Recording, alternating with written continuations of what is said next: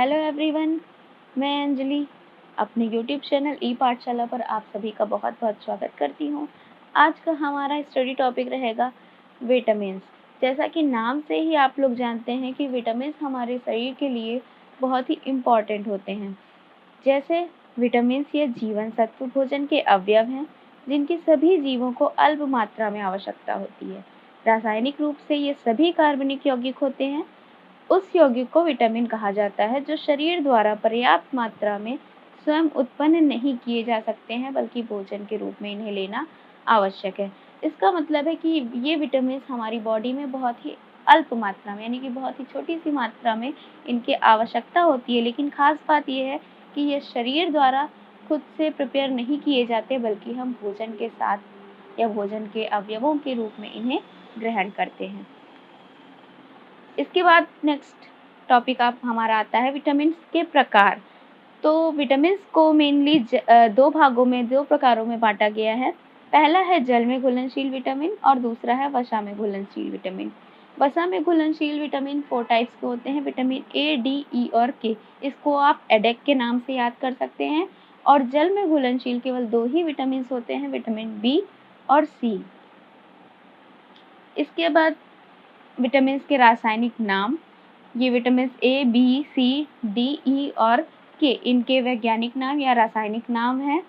तो vitamin A को हम रेटिनॉल कहते हैं, विटामिन बी1 को थायमीन कहा जाता है और विटामिन बी2 को राइबोफ्लेविन कहते हैं।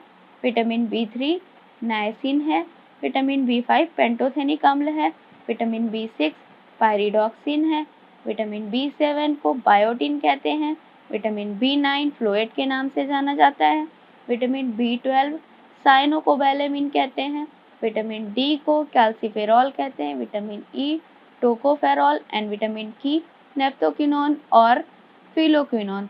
इसके 2 नाम हैं, इनको दोनों में से किसी भी नाम से पुकारा जा सकता है, नेप्थोक्विनोन या फिलोक्विनोन। ठीक है, इसके बाद हम पढ़ते हैं एक इम्पॉर्टेंट टॉपिक है विटामिन की कमी से होने वाले रोग। ये आपके जो रोग हैं विटामिन की कमी से होते हैं, इनका अधिकतर कॉम्पिटिशन्स एग्जाम में सवाल पूछे जाते हैं। तो विटामिन ए से होने वाला जो मुख्य रोग है वो है रतौंधी।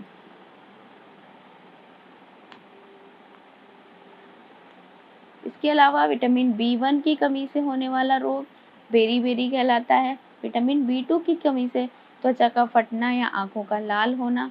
विटामिन बी3 की कमी से त्वचा पर दाद जैसी समस्या हो सकती है। विटामिन बी5 बालों का सफ़ेद होना या मंदबुद्धि होना। विटामिन बी6 की कमी से एनीमिया या त्वचा रोग हो जाते हैं। विटामिन बी7 की कमी से लकवा, जिसको पैरालिसिस कहते हैं, या शरीर में दर्द या बालों का गिरना जैसी समस्याएं होती हैं। विटामिन बी11 की कमी से एनीमिया या पेचिश रोग होता है। विटामिन बी12 की कमी से एनीमिया पांडु रोग होता है। विटामिन सी की कमी से स्कर्वी रोग होता है। विटामिन डी की कमी से रिकेट्स या ऑस्टियोमलेशिया। विटामिन ई की कमी से जनन शक्ति का कम होना और विटामिन के की कमी से रक्त का थक्का ना जमना जैसे रोग होते हैं। अब आ जाते हैं टॉपिक पे विटामिन के स्रोत। ये विटामिन हम भोजन की किन किन चीज़ों से या किस प्रकार के भोजन से प्राप्त कर सकते हैं, अब हम ये पढ़ेंगे। जैसे कि विटामिन ए है, इसे हम दूध, मक्खन या गहरे हरे रंग की सब्जियों से प्राप्त करते हैं।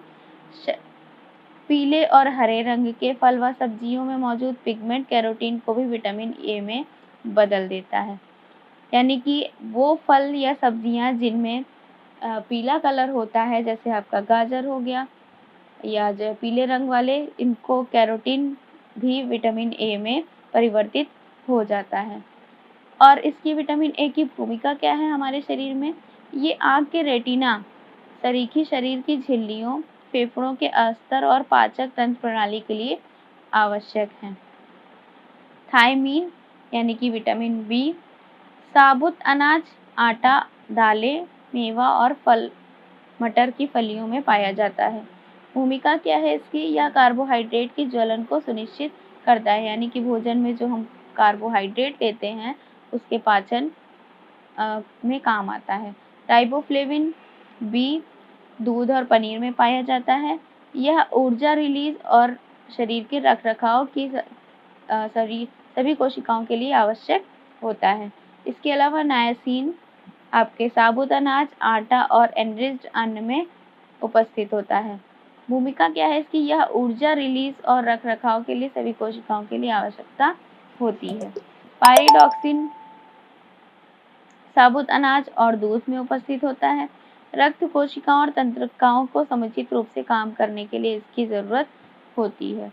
पेंटोथेनिक अम्ल गिरीदार फल और साबुत अनाज में पाया जाता है और ऊर्जा पैदा करने के लिए सभी कोशिकाओं को पेंटोथेनिक अम्ल की जरूरत होती है। विटामिन बी दुग्धशाला उत्पाद यानी कि दूध के जो भी उत्पाद होंगे उनमें विटामिन बी पाया जाएगा। लाल रक्त कोशिकाओं, अस्थि मज्जा उत्पादन के साथ साथ तंत्रिका तंत्र के लिए विटामिन बी आवश्यक है। फोलिक अम्ल ताजी सब्जियों में पाया जाता है, लाल कोशिकाओं के उत्पादन के लिए आवश्यक है। विटामिन सी सभी रसदार फलों, टमाटर, कच्ची बंद गोभी, आलू, स्ट्रॉबेरी में पाया जाता है। हड्डियों, दांत और ऊतकों के रखरखाव के लिए यह विटामिन सी आवश्यक है। विटामिन डी दुग्धशाला उत्पादों में बदन में धूप सेकने से कुछ एक विटामिन त्वचा में भी पैदा हो सकते हैं। रक्त में कैल्शियम का स्तर बनाए रखने के लिए और हड्डियों के संवर्धन के लिए विटामिन डी आवश्यक है। विटामिन ई वनस्पति तेल और अनेक दूसरे खाद्य पदार्थों में उपस्थित होता है। वसीय तत्वों से निपटने वाले ऊतकों तथा कोशिकीय झिल्ली की रचना के लिए यह विटामिन ई आवश्यक है। इसके साथ ही धन्यवाद। उम्मीद है कि ये सेशन आपके लिए यूजफुल रहेगा। Thank you.